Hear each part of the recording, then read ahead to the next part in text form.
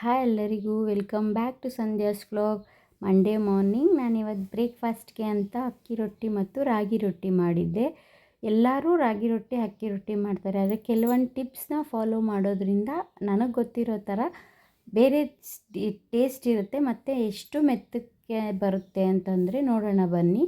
ಮೊದಲು ಒಂದು ಬಟ್ಲು ತೊಗೊಂಡಿದ್ದೀನಿ, ಅದಕ್ಕೆ ಈ ರೀತಿ ಸಣ್ಣಕ್ಕೆ ಹಚ್ಚಿರೋ ಈರುಳ್ಳಿ, ಸ್ವಲ್ಪ ಈರುಳ್ಳಿ ಫಸ್ಟ್ ಟಿಪ್ ಏನಪ್ಪ ಅಂತಂದರೆ, ನೀವು ರೊಟ್ಟಿ ಮಾಡಬೇಕಂದ್ರೆ ಈರುಳ್ಳಿ ಸ್ವಲ್ಪ ಜಾಸ್ತಿ ಹಾಕ್ಕೊಳ್ಳಿ, ಆವಾಗ ಮೆತ್ತವಾಗೆ ಬರುತ್ತೆ ಈರುಳ್ಳಿ. Tip number 1. ಹೋಗ್ತಾ ಹೋಗ್ತಾ ನಾನು ಟಿಪ್ಸ್ ಹೇಳ್ತೀನಿ ನಿಮಗೆ. ಈಗ ಕ್ಯಾರೆಟ್ ಹಾಕ್ಕೊಂಡಿದ್ದೀನಿ, 1 ಕ್ಯಾರೆಟು, ಮತ್ತು ಸಬ್ಬಕ್ಸಿಗೆ ಸೊಪ್ಪು ಹಾಕ್ಕೊಂಡಿದ್ದೀನಿ ಸ್ವಲ್ಪ. ಸಬ್ಬಕ್ಸಿಗೆ ಸೊಪ್ಪು ತುಂಬ ಒಳ್ಳೆಯದು ಬಾಡಿಗೆ ಅಂತ ಹಾಕ್ಕೊಂಡಿದ್ದೀನಿ. ಕೊತ್ತಂಬರಿ, ಪುದೀನ ಬೇಕಿದ್ದರೆ ಹಾಕ್ಕೋಬೋದು, ನಾನು ಇವತ್ತು ಹಾಕಿಲ್ಲ, ಬಟ್ ಹಾಕ್ಕೋಬೋದು ನೀವು. ಕರಿಬೇವು ಮತ್ತು ನಾನು ಸ್ವಲ್ಪ ಮೆಂತ್ಯ ಸೊಪ್ಪು ತೊಗೊಂಡಿದ್ದೀನಿ, ಒಂದು ಜಾಮೂನ್ ಕಪ್ಪಷ್ಟು ತೊಗೊಳ್ಳಿ ಸಾಕು. ಅದು ಹೆಲ್ತ್ಗೆ ಒಳ್ಳೆಯದು. ನೀವು ಏನೇ ಅಡುಗೆ ಮಾಡಬೇಕಂದ್ರೆ ಅದು ಬಳಸೋದ್ರಿಂದ ಕಹಿ ಇರಲ್ಲ, ಅಷ್ಟು ಕಹಿ ಗೊತ್ತಾಗಲ್ಲ ಸ್ವಲ್ಪ ಬಳಸೋದ್ರಿಂದ. ನಾನು ಬಳಸ್ಕೊಂಡಿದ್ದೀನಿ. ಮತ್ತು ನಾನು ಇಲ್ಲಿ ಕೂಡ ಹಸಿಮೆಣ್ಸಿನ್ಕಾಯಿ ಬಳಸ್ತಿಲ್ಲ, ಇದನ್ನು ಅಂದರೆ ಒಣಮೆಣ್ಸಿನ್ಕಾಯಿ ಇರುತ್ತಲ್ಲ, ಅದನ್ನು ಪೌಡರ್ ಮಾಡಿ ನಾನು ಸ್ಟೋರ್ ಮಾಡಿ ಇಟ್ಕೊಂಡಿರ್ತೀನಿ, ಅದನ್ನೇ ಹಾಕ್ತಿದ್ದೀನಿ. ರುಚಿಗೆ ತಕ್ಕಷ್ಟು ಉಪ್ಪು. ಫಸ್ಟು ಇದು ಸೆಕೆಂಡ್ ಟಿಪ್ ಏನಪ್ಪ ಅಂತಂದರೆ, ಫಸ್ಟ್ ನಾವು ಇದನ್ನು ಮಾತ್ರ ಮಿಕ್ಸ್ ಮಾಡ್ಕೋಬೇಕು. ಫಸ್ಟೇ ಅಕ್ಕಿ ಹಿಟ್ಟು ಹಾಕಿ ಮಿಕ್ಸ್ ಮಾಡ್ಕೋಬಾರ್ದು. ನೋಡಿ, ಈ ರೀತಿ ಫಸ್ಟ್ ಇದನ್ನೆಲ್ಲ ಮಿಕ್ಸ್ ಮಾಡ್ಕೊಳೋದ್ರಿಂದ ಎಲ್ಲ ಚೆನ್ನಾಗಿ ಮಿಕ್ಸ್ ಆಗುತ್ತೆ ಮತ್ತು ಈರುಳ್ಳಿಯಲ್ಲಿರೋ ನೀರಿನ ಅಂಶ ಎಲ್ಲ ಬಿಟ್ಕೊಳ್ಳುತ್ತೆ. ಆವಾಗ ಅದು ಅಕ್ಕಿ ಹಿಟ್ಟಿಗೆ ಚೆನ್ನಾಗಿ ಇಟ್ಕೊಳ್ಳುತ್ತೆ ಅಂತ ನಾನು ಫಸ್ಟ್ ಈ ರೀತಿ ಮಿಕ್ಸ್ ಮಾಡ್ಕೊತಾ ಇದ್ದೀನಿ. ಈ ರೀತಿ ಚೆನ್ನಾಗಿ ಮಿಕ್ಸ್ ಮಾಡಿಕೊಂಡು ಇವಾಗ ಅಕ್ಕಿ ಹಿಟ್ಟು ಹಾಕ್ಕೊತಾ ಇದ್ದೀನಿ. ನಾನು 2 ಗ್ಲಾಸಷ್ಟು ಅಕ್ಕಿ ಹಿಟ್ಟು ತೊಗೊಂಡಿದ್ದೀನಿ. ಇದು ಚೆನ್ನಾಗೆ ಮತ್ತೆ ಮಿಕ್ಸ್ ಮಾಡ್ಕೋಬೇಕು ಅಕ್ಕಿ ಹಿಟ್ಟು ಹಾಕಿದ್ಮೇಲೇನು, ಆವಾಗಲೇನು ನೀರು ಹಾಕಬಾರ್ದು, ಬರೀ ಅಕ್ಕಿ ಹಿಟ್ಟು ಮಾತ್ರ ಹಾಕಿ ಈ ರೀತಿ ಮಿಕ್ಸ್ ಮಾಡಿಕೊಂಡು. ಈಗ ನೆಕ್ಸ್ಟ್ ಏನಪ್ಪ ಅಂತಂದರೆ, ತಣ್ಣೀರು ಮಿಕ್ಸ್ ಮಾಡಬೇಡಿ. ಥರ್ಡ್ ಟಿಪ್ ಏನು ಅಂತಂದರೆ, ಯಾವಾಗಲೂ ಅಷ್ಟೇ ನಿಮ್ಮ ಕೈ ಎಷ್ಟು ಬಿಸಿ ತಡೆಯುತ್ತೋ ಅಷ್ಟು ಬಿಸಿ ಮಾಡಿ ನೀರನ್ನ ಹಾಕಿ ಕಲಸೋದ್ರಿಂದ ಮೆತ್ತಗೂ ಬರುತ್ತೆ ಮತ್ತು ತೆಳ್ಳಗೂ ಬರುತ್ತೆ ರೊಟ್ಟಿ. ಇದು ಥರ್ಡ್ ಟಿಪ್ಪು. ನೋಡಿ, ನಾನು ಇವಾಗ ಬಿಸಿ ಮಾಡ್ಕೊಂಡಿದ್ದೀನಿ ನೀರು. ನಾನು ತುಂಬ ಬಿಸಿ ಮಾಡ್ಕೊಂಡಿಲ್ಲ, ಜಸ್ಟ್ ನನ್ನ ಕೈ ಎಷ್ಟು ಬಿಸಿ ತಡೆಯುತ್ತೇನೋ ಅಷ್ಟು ನಾನು ಮಾಡ್ಕೊಂಡಿದ್ದೀನಿ. ಬೆಚ್ಚಕ್ಕಿರಬಾರ್ದು, ಸುಮಾರಾಗಿ ಒಂಚೂರು ಬಿಸಿ ಇರಬೇಕು. ನೋಡಿ ಈ ಥರ. ಮತ್ತು ಈಗ ಇನ್ನೊಂದು ಸ್ವಲ್ಪ ಹಾಕ್ಕೊತೀನಿ. ತೀರಾ ಗಟ್ಟಿ ಕೂಡ ಇರಬಾರ್ದು ಹಿಟ್ಟು. ನೋಡಿ, ನಾನು ತೋರಿಸ್ತೀನಿ ಕನ್ಸಿಸ್ಟೆನ್ಸಿ ನಿಮ್ಗೆ ಯಾವ ಥರ ಇರಬೇಕು ಹಿಟ್ಟು ಅಂತ.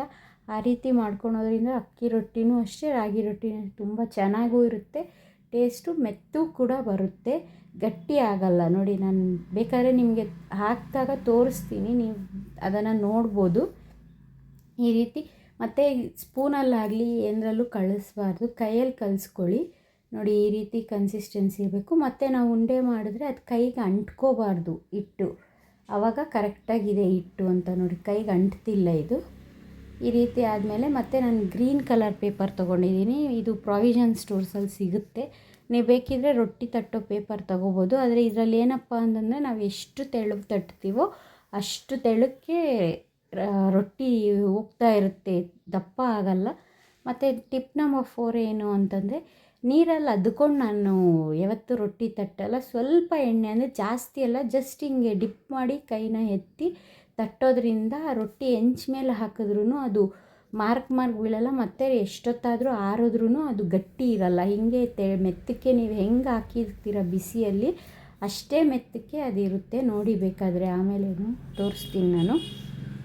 ಈ ರೀತಿ ಆದಮೇಲೆ ಮತ್ತೆ ಫಿಫ್ತ್ ಟಿಪ್ ಏನಪ್ಪ ಅಂತಂದರೆ, ಹೆಂಚು ಪೂರ್ತಿ ಕಾದಿರಬೇಕು.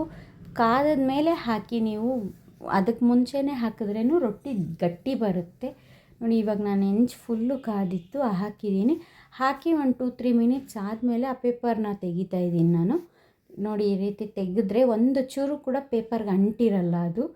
ಈಗ 1 ಸ್ಪೂನಷ್ಟು ಆಯಿಲ್ ಹಾಕ್ಕೊಳ್ಳಿ. ಆಯಿಲ್ ಹಾಕ್ಕೊಂಡು ಅದು ಕಲರ್ ಫುಲ್ ಚೇಂಜ್ ಆಗೋವರೆಗೂ ಹಾಗೆ ಬಿಟ್ಟಿರಿ. ಅದಾದಮೇಲೆ ನೆಕ್ಸ್ಟ್ ಹಿಂಗೆ ತಿರುಗಿದ್ರೆ ಅದು ಕಲರಲ್ಲೇ ಗೊತ್ತಾಗುತ್ತೆ ನಿಮಗೆ ಬೆಂದಿದೆ ಅಂತ, ಮತ್ತು ಎಷ್ಟು ಕಲರ್ಫುಲ್ಲಾಗಿ ಕಾಣಿಸುತ್ತೆ. ಗ್ರೀನು, ಸ್ಯಾಫ್ರನು ಎಲ್ಲ ಹಾಕಿರ್ತೀವಲ್ಲ ನಾವು, ಅದಕ್ಕೋಸ್ಕರ ಹಿಂಗೆ ಕಾಣಿಸ್ತಿದೆ.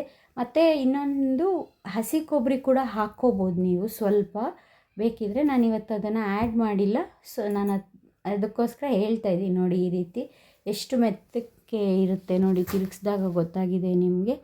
ಈ ರೀತಿ ಇನ್ನೊಂದು ಸ್ಪೂನ್ ಬೇಕಿದ್ದರೆ ನೀವು ತುಪ್ಪ ಹಾಕ್ಕೋಬೋದು. ತುಪ್ಪ ಇಷ್ಟಪಡೋರು ಬೇಕಿದ್ರೆ ತುಪ್ಪ ಹಾಕ್ಕೊಂಡು ಇದು ಬೇಯಿಸ್ಕೋಬೋದು. ಈಗ ಫೋಲ್ಡ್ ಮಾಡಿದ್ರೆ ಅಕ್ಕಿ ರೊಟ್ಟಿ ರೆಡಿ ಇರುತ್ತೆ. ಸೇಮ್ ಪ್ರೊಸೀಜರ್ ರಾಗಿ ರೊಟ್ಟಿನೂ, ಬಟ್ ಸ್ವಲ್ಪ ಚೇಂಜ್ ಇರುತ್ತೆ. ಅದೇನು ಅಂತ ನಾನು ಇವಾಗ ತೋರಿಸ್ಕೊಡ್ತೀನಿ ನೋಡಿ. ಇದಕ್ಕೂ ಸಣ್ಣದಾಗಿ ಹಚ್ಚಿರೋ ಈರುಳ್ಳಿನೇ ಹಾಕ್ಕೋತಾ ಇದ್ದೀನಿ. ಮತ್ತು ಇದಕ್ಕೆ ನಾನು ಸಬ್ಬಕ್ಸಿ ಸೊಪ್ಪು ಹಾಕ್ಕೊತಾ ಇದ್ದೀನಿ. ನಾನು ರಾಗಿ ರೊಟ್ಟಿಗೆ ಕ್ಯಾರೆಟ್ ಬಳಸ್ತಿಲ್ಲ. ಕ್ಯಾರೆಟ್ ಬದಲು ಮೇಯ್ನ್ ಏನಪ್ಪ ಅಂತಂದರೆ ಸೌತೆಕಾಯಿದು ಒಟ್ಟು ತೆಗೆದುಬಿಟ್ಟು ಅದನ್ನು ತುರಿದು ಹಾಕೋದ್ರಿಂದ ತುಂಬ ಸಾಫ್ಟಾಗಿ ಬರುತ್ತೆ ರಾಗಿ ರೊಟ್ಟಿ. ಮತ್ತು ಇದಕ್ಕೆ ಬೇರೆ ಹಿಟ್ಟು, ಗೋಧಿ ಹಿಟ್ಟಾಗಲಿ, ಸಣ್ಣ ರವೆ ಆಗಲಿ, ಮೈದಾ ಹಿಟ್ಟಾಗಲಿ ಏನೂ ಆ್ಯಡ್ ಮಾಡ್ಕೊಳ್ಳೋ ಅಷ್ಟಿರೋದಿಲ್ಲ. ನೀವು ಸೌತೆಕಾಯಿ ಒಂದು ಹಾಕಿದ್ರೆ ಸಾಕು, ಅದು ತುಂಬ ಮೆತ್ತಗೆ ಬರುತ್ತೆ. ಮತ್ತು ಮಾಮೂಲಿ ನಾನು ಅಕ್ಕಿ ರೊಟ್ಟಿಗೆ ಏನು ಸೊಪ್ಪು ಹಾಕಿದ್ದೆ ಅದೇ ಹಾಕಿದ್ದೀನಿ. ಇದಕ್ಕೂ ಕೊತ್ತಂಬರಿ ಸೊಪ್ಪು, ಕರಿಬೇವು ಮತ್ತು ಮೆಂತ್ಯ ಸೊಪ್ಪು ಸ್ವಲ್ಪ, ಮತ್ತು ಖಾರಕ್ಕೆ ಇಲ್ಲಿ ಕೂಡ ಚಿಲ್ಲಿ ಪೌಡರೇ ಬಳಸಿದ್ದೀನಿ. ಮತ್ತು ರುಚಿಗೆ ತಕ್ಕಷ್ಟು ಉಪ್ಪು. ಇದಕ್ಕೆ ಇನ್ನೊಂದು ಟಿಪ್ಪೇನು ಅಂತಂದರೆ, ಅದಕ್ಕಿಂತ ಇನ್ನು ಸ್ವಲ್ಪ ಜಾಸ್ತಿ ಬಿಸಿ ಇರೋ ನೀರು ಹಾಕ್ಕೊಳ್ಳಿ. ಅದರಿಂದ ಇನ್ನೂ ಸಾಫ್ಟಾಗಿ ಬರುತ್ತೆ ರಾಗಿ ರೊಟ್ಟಿ, ಹಾರ್ಡ್ ಬರಲ್ಲ ನಿಮಗೆ. ಅದಕ್ಕೋಸ್ಕರ. ಮತ್ತು ಇದು ಕೂಡ ಫಸ್ಟೇ ಎಲ್ಲ ಮಿಕ್ಸ್ ಮಾಡಿಕೊಂಡು, ರಾಗಿ ರೊಟ್ಟಿ ಕೂಡ ನಾನು 1 ಗ್ಲಾಸ್ ಅಷ್ಟು ತೊಗೊಂಡಿದ್ದೀನಿ ರಾಗಿ ಹಿಟ್ಟು. ಅದನ್ನು ಮತ್ತೆ ಕ್ಲೀನಾಗಿ ಕಲಿಸ್ಕೊಂಡು ನೋಡಿ, ಈ ರೀತಿ ನೀರು ಹಾಕ್ದಿರಾನೇ ಇದು ಕಲಿಸ್ಕೊಬೇಕು. ಯಾಕಂದರೆ ಮಾಮೂಲಿ ಆಗಲೇ ಹೇಳ್ದಂಗೆ ಈರುಳ್ಳಿಯಲ್ಲಿರೋ ನೀರಿನ ಅಂಶ ಎಲ್ಲ ಬಿಟ್ಕೊಳ್ಳುತ್ತೆ. ಈ ರೀತಿ ಕಲಿಸ್ಕೊಂಡು ಮತ್ತೆ ಕ್ಲೀನಾಗೆ ಇದು ಕೂಡ ಮೆತ್ತಕ್ಕೆ ಕಲಿಸ್ಕೋಬೇಕು ನೀವು. ಅಕ್ಕಿ ರೊಟ್ಟಿ ಎಷ್ಟು ಮೆತ್ತಗೆ ಕಲಿಸ್ಕೊಂಡಿದ್ರೋ ರಾಗಿ ರೊಟ್ಟಿನೂ ಅಷ್ಟೇ ಮೆತ್ತಗೆ ಕಲಿಸ್ಕೊಳೋದ್ರಿಂದ ಹಿಟ್ಟನ್ನ ಮೆತ್ತಗೆ ಬರುತ್ತೆ ರಾಗಿ ರೊಟ್ಟಿ. ನೋಡಿ ಈ ರೀತಿ. ಇದು ಕೂಡ ಅಂಟಲ್ಲ ಯಾವುದೇ ರೀತಿ ಕೈಗೆ. ನೋಡಿ ಇದನ್ನು ತೋರಿಸ್ತಾ ಇದ್ದೀನಿ ನಾನು. ನೋಡಿ ಒಂಚೂರು ಕೂಡ ಅಂಟೋದಿಲ್ಲ, ಆ ರೀತಿ ಬರುತ್ತೆ. ಈಗ ರೊಟ್ಟಿ ತಟ್ಟೋ ಪೇಪರ್ ಮೇಲೆ ಹಾಗೆ ಅಕ್ಕಿ ರೊಟ್ಟಿ ಹೇಗೆ ತಟ್ಟಿದ್ನೋ ಅದೇ ರೀತಿ ತಟ್ಟಿ ಹಾಕಿದ್ದೀನಿ. ಮತ್ತು ಇದರಲ್ಲಿ ಇನ್ನೂ ಚೆನ್ನಾಗಿ ಗೊತ್ತಾಗುತ್ತೆ, ಕಲರ್ ಚೇಂಜ್ ಆಗುತ್ತೆ ನೋಡಿ ಬೆಂದಿರೋದು. ನೋಡಿದ್ರಲ್ಲ ಎಷ್ಟು ಮೆತ್ತಕ್ಕಿತ್ತು ರಾಗಿ ರೊಟ್ಟಿ ಅಂತ. ಅದೇ ರೀತಿ ಈ ಟಿಪ್ಸ್ನ ಫಾಲೋ ಮಾಡೋದ್ರಿಂದ ನೀವು ಎರಡೂ ತುಂಬ ಮೆತ್ತಗೆ ಬರುತ್ತೆ. ಇದು ಸರ್ವ್ ಮಾಡ್ಕೊಳ್ಳಿ, ನೀವು ತಿನ್ನಿ.